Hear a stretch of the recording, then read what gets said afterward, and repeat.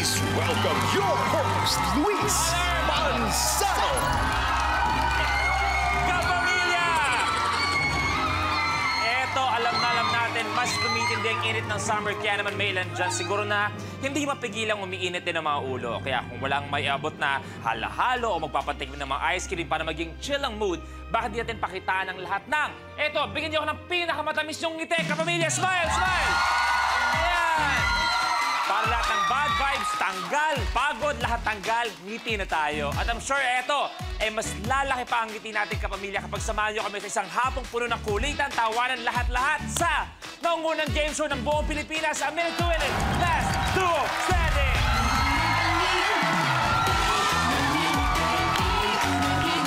Balik na tayo muli sa paghanap ng pinakamagaling na duo. Kaya naman tawagin na natin, maglalaban-laban, eto na sila!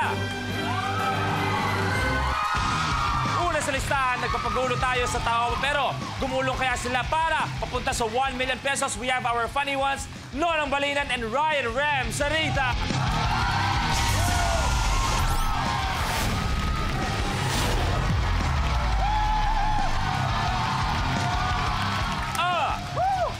Good afternoon, boys. Eto, bagay na bagay ngayong summer ang dala nilang hotness at handa daw silang pagpawisan sa ating 60-second circle challenges. Please welcome ang hot na hot na men's magazine days. We have Faye Bordios and Nathalie Perrier.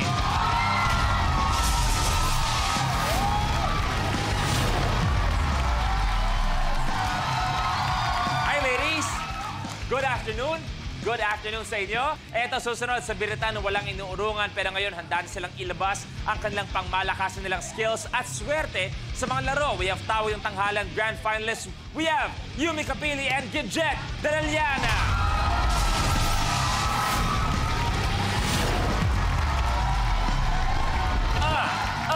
Nice to see you again.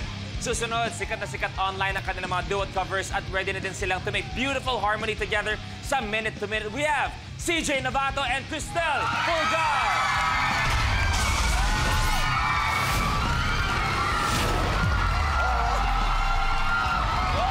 Good afternoon. Good afternoon sa iyo. At oras na para pakilala ang ating kapamilya regular player na bata pa lang ay palagi nang magkasama sa kalsada para may pantustos sa kanilang pamilya. Ang magpinsang Barker Nanays, we have Naikora Nuez and Miss Julie Gamboa.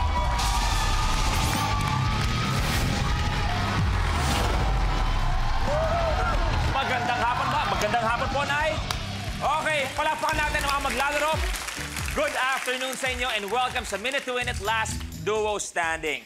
Bago ang lahat, kadalasan alam natin sa init ng panahon, nangyayari yan na basta-basta minsan umiinit ang ulo natin. Baka pwedeng, kung ano yung mga dahilan, pwedeng may taong nagpapainit sa ulo natin. Pag kayo nangyayari na medyo umiinit ang ulo nyo, ano ang style nyo? Para medyo kumalma kayo, para nakangiti kayo, para smile na smile, tanggal bad vibes. Ladies? Yeah, ako workout, exercise, boxing. Aba, pag medyo mainit ang ulo, dinadala sa gym. Yes. Tama. 8. Kaya, oo naman, oo naman. Ako, bibigyan ko ng matinding ligo, tapos diretso sa gitna. Ano yung matinding ligo? Alam mo yung mga ano yung matinding ligo? At ano yung normal na ligo? Ano yung matinding ligo? Di ba meron akong mga ligo yung parang nakatingin ka lang sa... Wala, nakatingin ka lang sa tubig yung gumaganyan sa mukha mo. Wow, dramatic! Oo, mga ganyan, parang...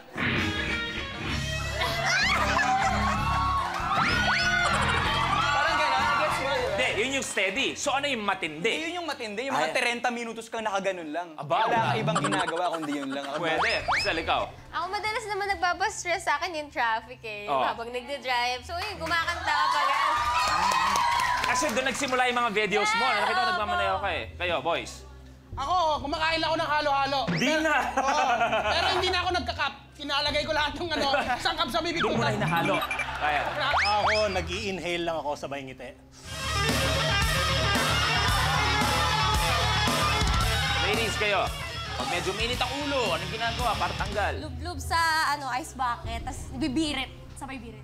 Aba, nakakatanggal ng... Parang mas nakaka-stress nga isipin yun. Gidget? Sobrang nakaka-stress po kasi init eh. So, natapat po ako sa ref. Kaya ganun ako. Ayan, pawi na yung init niyan. At eto ang dalawang nanay na talagang init na maglaro. Palapakan natin mga regular players natin. Naikora, Nay Julie. Kayo po, pa nagkakataon, kasi Barker po kayo pareho. Hindi naman po kami masyadong mainit ng ulo. Kung nangyayari po kasi... intense na ganun po, na tatahimik ako, then hanapin ko yung mga kanta ng, kasi meron akong ng kanta ng Diyos. Yung makikinig ako. Mga praise songs. Oo, prayer song. Pwede yan. Yan. Nay, kayo po. Punta ako sa mga kaibigan ko, makikipagchismisan. Joke. Hindi. Pero eto, para mas makilala pa. Parang galing sa ilalim na. Oo. Yung tawa ni nanay, parang galing updo talaga. Pero para mas makilala pa si Nanay Cor at Nanay Julie, panoorin natin ang kwento nila. Ako po si Corazon, Kayanan Lewis, Akakora, nagtatawag sa monumento, Barker kung tawagin. Ako si Julie Gamboa, nagtatawag din ako sa monumento. Magpisang kami ni Ate Julie. Ang nanay niya, tatay ko, magkapatid. Ang nanay niya rin at saka tatay ko, parehas din nagbabarker sa monumento nung araw. Bali yung naging trabaho nila, parang minana na lang namin. Pagkaasa ka lang sa pagtatawag lang, hindi sapat para sa pamilya mo. Para madagdagan ng kinikita namin, titinda kami ng basahan. Sa bahay, pag uwi, pinananay gumagawa ng basahan. Nung time na nagkasakit ako, sa matres, hindi ko siya iniintindi dahil alam ko wala lang yun. Then nagpa-ultrasound ako. Paglabas ng ultrasound, hindi pa nakakalabas ng resulta, sa loob pala ako ng ultrasound. Sabi ng doktora, Nanay, emergency na tong sakit mo. Kailangan ng matanggal yung matres mo. Yun naman kami dalawang magpinsan, since nung malilit kami, nagtutulungan kami sa lahat ng problema. Katulad nung nagkaroon siya ng problema noon sa matres niya, sabi ko ganyan, mapagtutulungan natin yan, kahit papaano, malalagpasan natin yan. Kakapit lang tayo sa taas. Nalaman ko nga nagkaroon ng sakit si Cora, pumayag akong pumasok sa ospital. Doon nga ako nagtrabaho. As elevator girl. Minsan kasi nagkakaproblema, katulad nun. Minsan naputulan ako ng ilaw. Kaya lang wala akong mautangan. Sabi tuloy ng mga anak ko, Mama, ano nangyayari sa'yo? Bakit pag ikaw ang may problema, walang tumutulong sa'yo, pag sila yung ang bilis mo tumulong, nasa na yung mga taong tinutulungan mo? Sabi ko ganyan, wag mong isipin yun. Sabi ko, sa bawat pagtulong mo sa kapwa mo, wag mong iisipin na may babalik sa'yo. Ang balik sa'yo niyan, sa taas. Hindi ka mamabalikan dito, basta sa taas. Alam ng Diyos kung ano yung ginagawa ko. Malaking pasalamat ko kay Ate Julie dahil kung wala siya sa ospital na yun, malamang hindi ko alam kung anong nangyari sa operasyon ko, kung ma-operahan ba ako o hindi.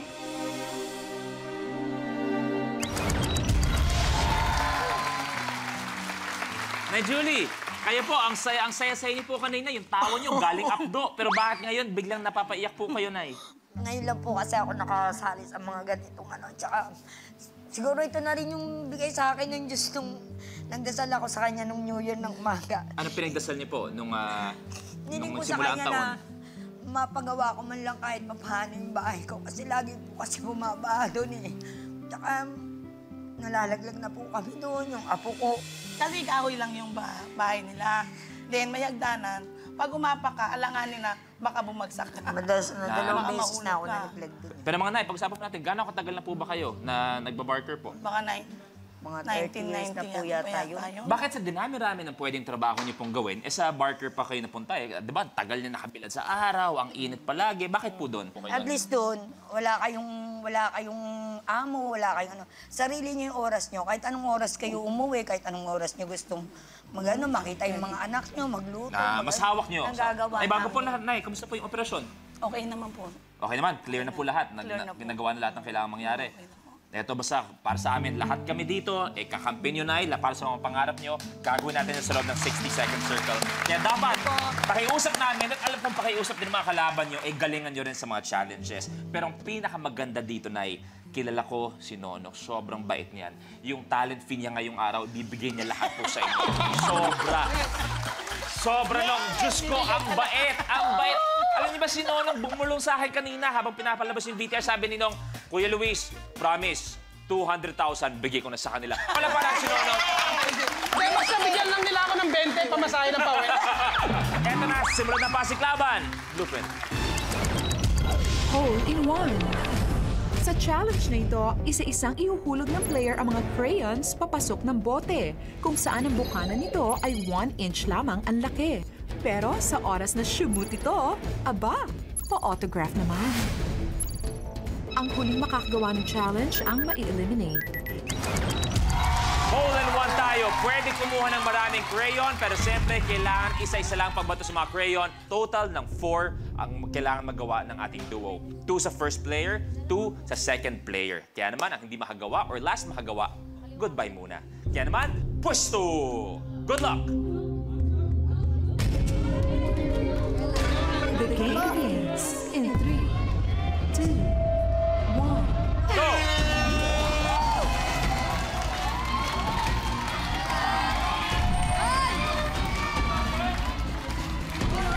Tandaan, 2 kada player.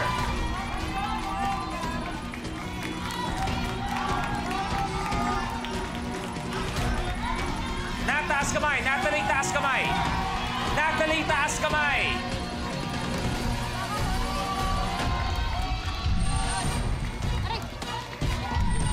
No, may isa. Galing, ha? Jet, kung sino pa yung practice ng practice. Nope, tanggalin yan. Nag-switch na si Faye, Natalie, nag-switch na. Julie, Cora. Si Yumi na. Cora, taas kamay. Cora, taas kamay.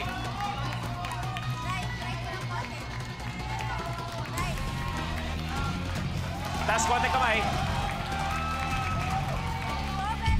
Yumi, taas konti. Dalawa na yun. CJ.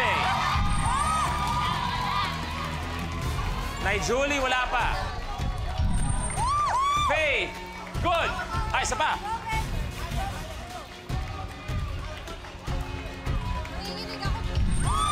Nat, Faye, good.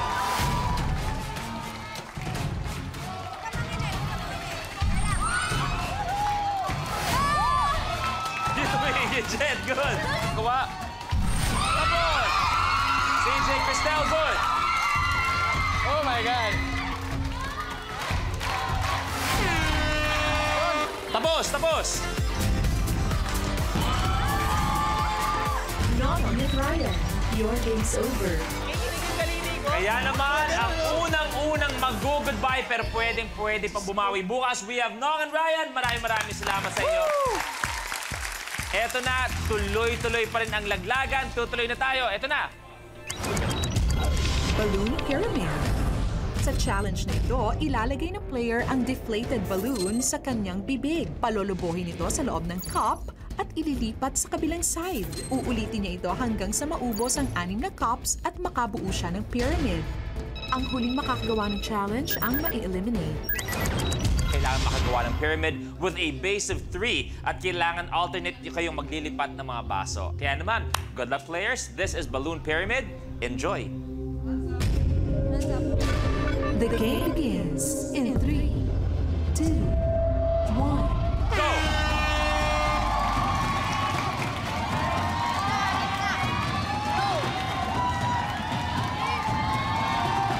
Si Nanay Julie!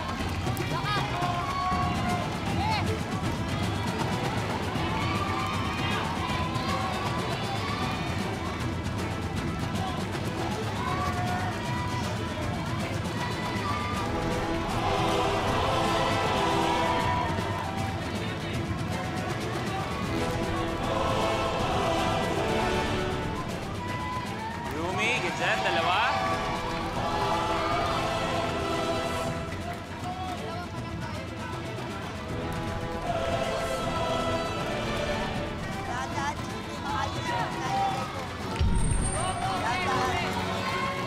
Nat, Faye, done.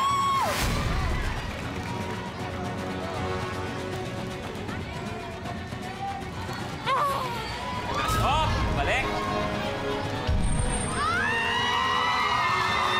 CJ Cristel, good. Last one, para kay Cora. Okay. Dadan! Bigo! Mahabol si Yumi. Baba, bilis! Si Cora, inaayos na lang.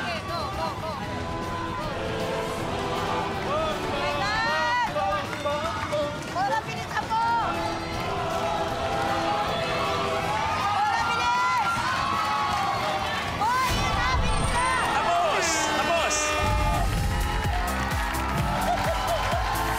Tama na!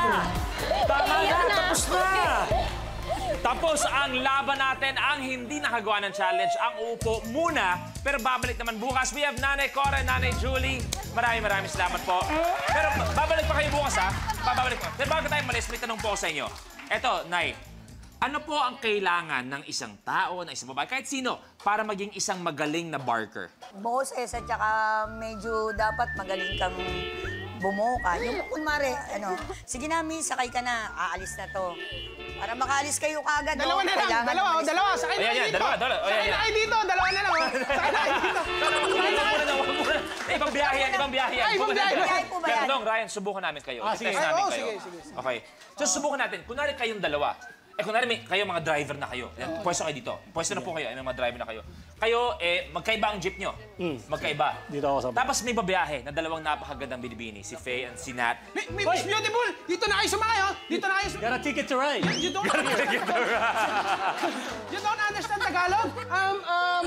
Just ride. Give Just me your wallet, your cell phone. Barker ka ba o snatcher? Para malino lang. May sabi niya, hindi daw kaya kasi yung kita. So baka meron akong extra Extra lang. Ay, okay. So ladies, sino mas effective para sa inyo?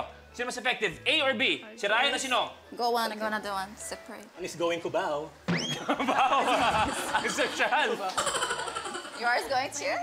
To my heart. Ay, pwede. Pasok. Thank you very much, ladies. No, Ryan, maraming salamat. Okay, we're down to our 3 duos. Eto, ako hingi ako ng sample sa inyong dalawa mamaya. Dapat ready kayo dyan, ha?